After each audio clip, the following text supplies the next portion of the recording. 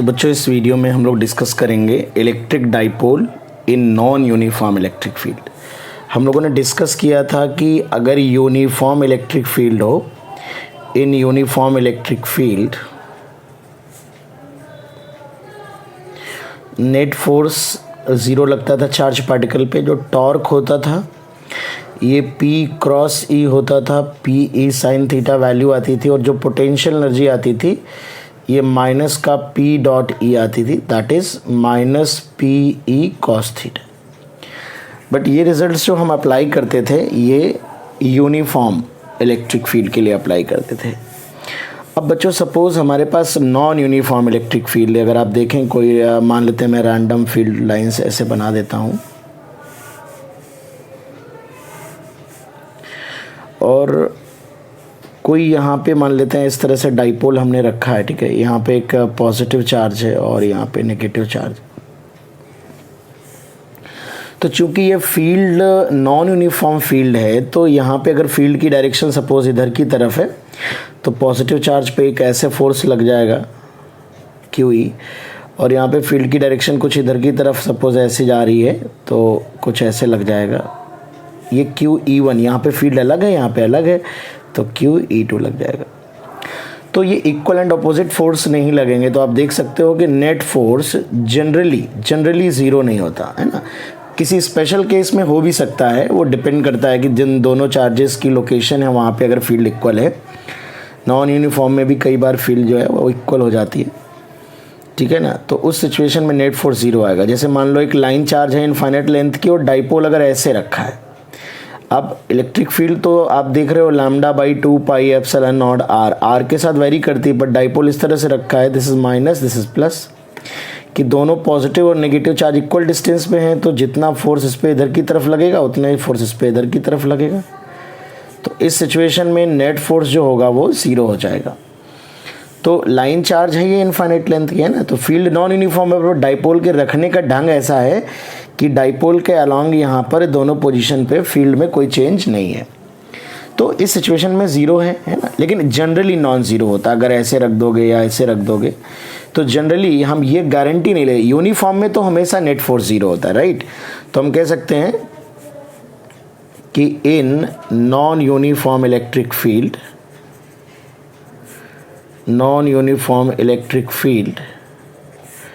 Net force on the dipole may not be zero, है ना। May not be zero, must not नहीं कह रहे हैं, हो भी सकता है एक आध केस में मे नॉट बी ज़ीरो।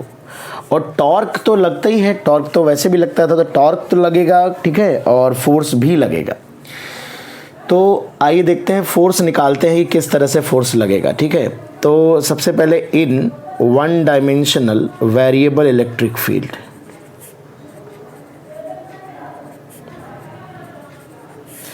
अगर वेरिएबल इलेक्ट्रिक फील्ड है तो उसमें किस तरह से हमारा जो है, किस तरह से फोर्स। वन डायमेंशनल का मतलब है फील्ड की जो डायरेक्शन है वो फिक्स है, बट x के साथ मैग्नीट्यूड चेंज हो रहा है। समझ लो जैसे मान लो कोई भी x अल्फा x स्क्वायर आई कैप टाइप, तो जो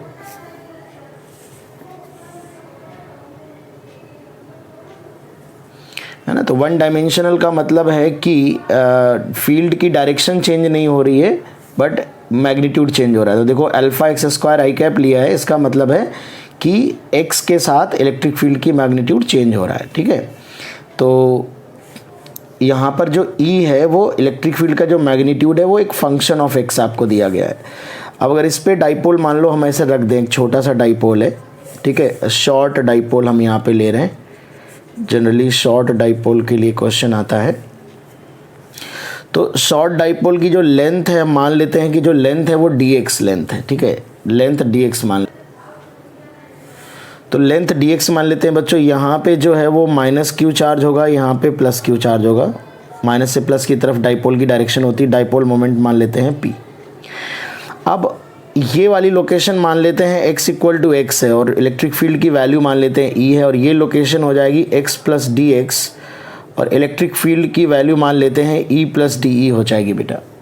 चूँकि इलेक्ट्रिक फील्ड वैरी कर रही है तो x पे अगर E है तो x प्लस dx पे E प्लस dE मान लेते हैं।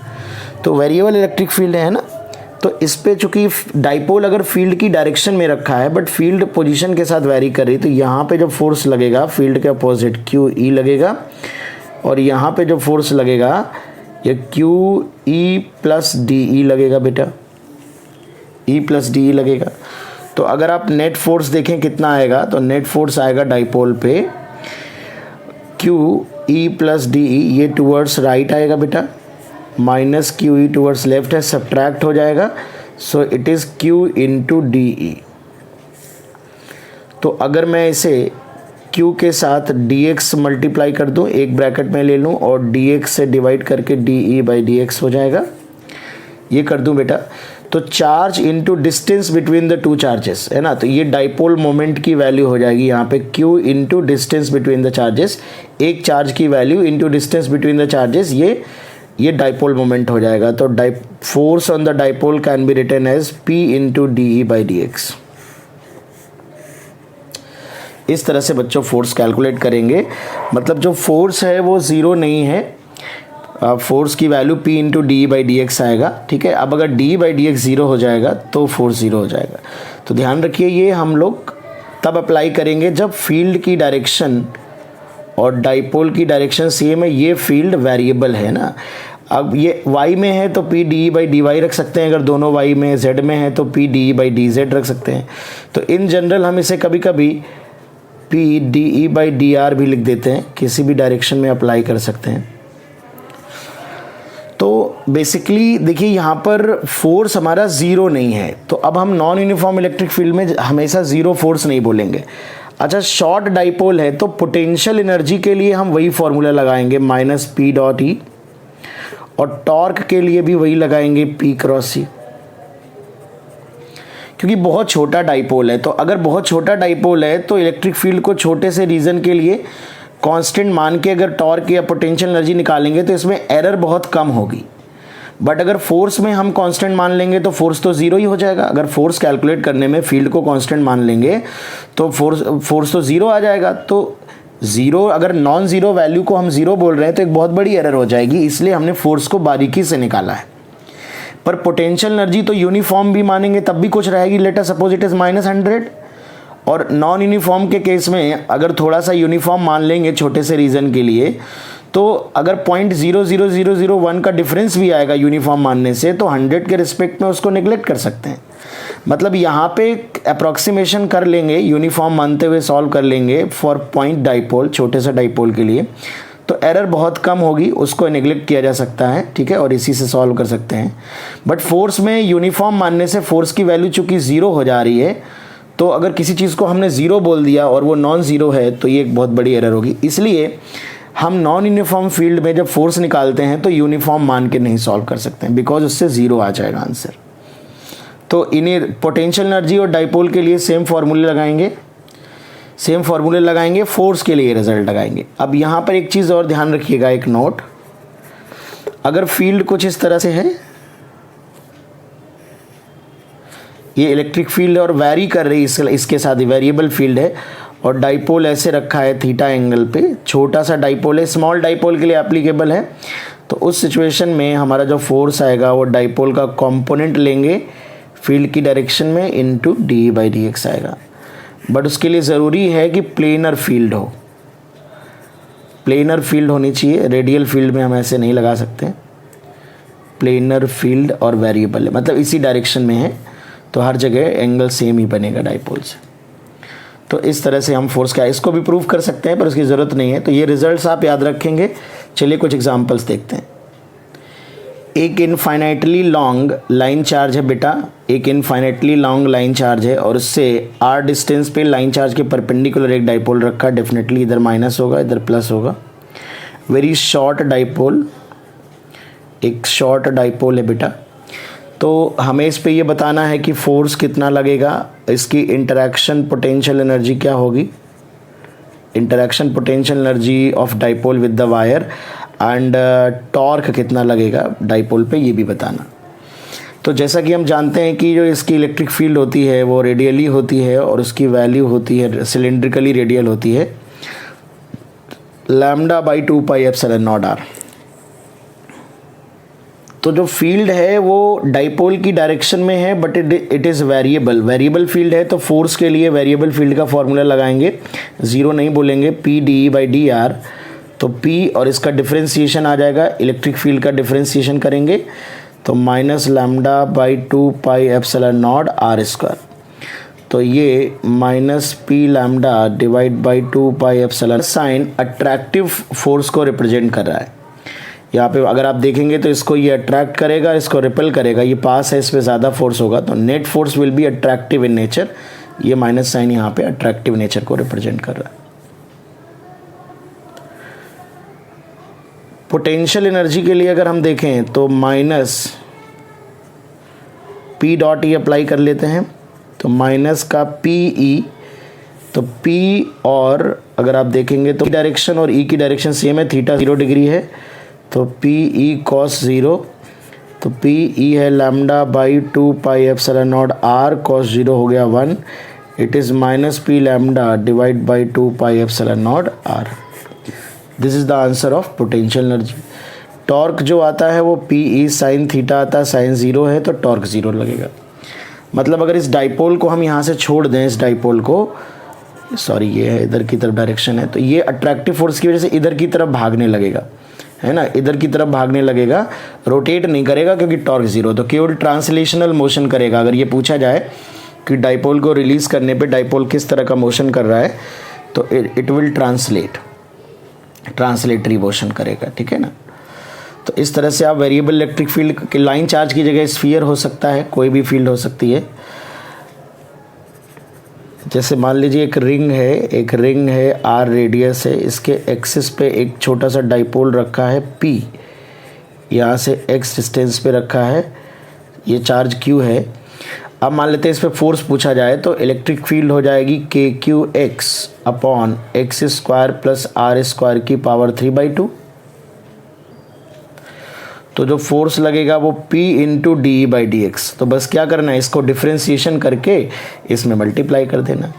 अब अगर हमसे पूछा जाए इसी में कि find out value of x for which force 0 लगे डाइपोल पे, तो फोर्स वहाँ 0 होगा जहाँ डी बाई डी एक्स 0 होगा, ठीक है। तो अब तुम देखो, अगर याद हो रिंग की इलेक्ट्रिक फील्ड का ग्राफ जो बनता था वो इस तरह से बनता था, और x equal to R by root 2 पे मैक्सिमा बनाता था, टेंजेंट का स्लोप 0 होता था, तो D E by D X जो होगा वो 0 होगा at x equal to R by root 2।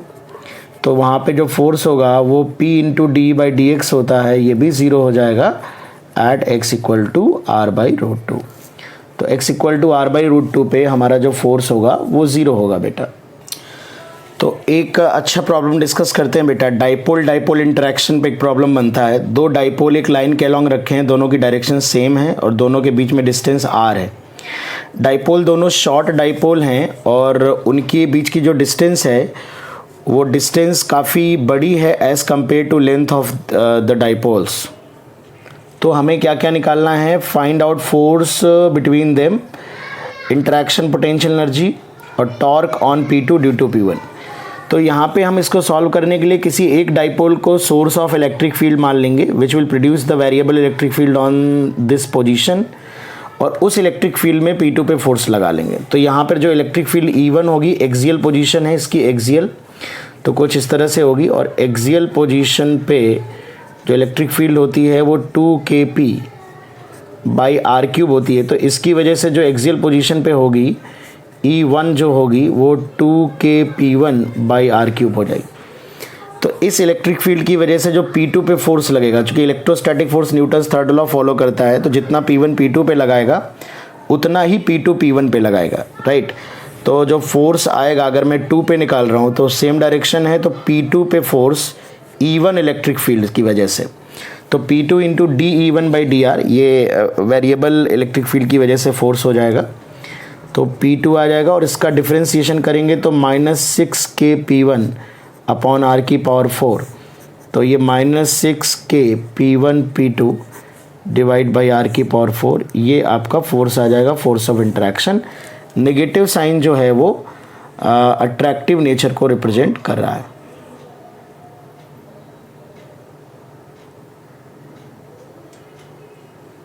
अब अगर पोटेंशियल एनर्जी निकालेंगे तो -P2 into E1 into cos, P2 dipole हो जाएगा, E1 पहले वाले डाइपोल की फील्ड एक्सटर्नल हो गई, cos 0 डिग्री एंगल है, तो -P2 और E1 है 2kP1 divide by R cube, so it is -2kP1P2 divide by R cube.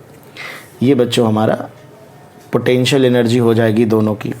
Torque जो लगेगा वो -P2 E1, P2 cross E1 है तो P2 E1 sine theta sine 0 0 हो जाएगा।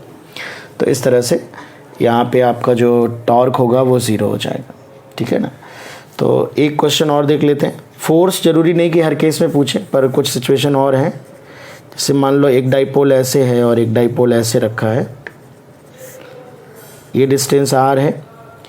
तो अब अगर इन दोनों में टॉर्क पूछा जाए, एक P1 की वजह से P2 पे, और पोटेंशियल एनर्जी पूछी जाए, तो देखो इसकी ये इक्वेटोरियल पोजीशन है, और इक्वेटोरियल पोजीशन पे इलेक्ट्रिक फील्ड जो होती है वो अपोजिट टू डाइपोल मोमेंट होती है।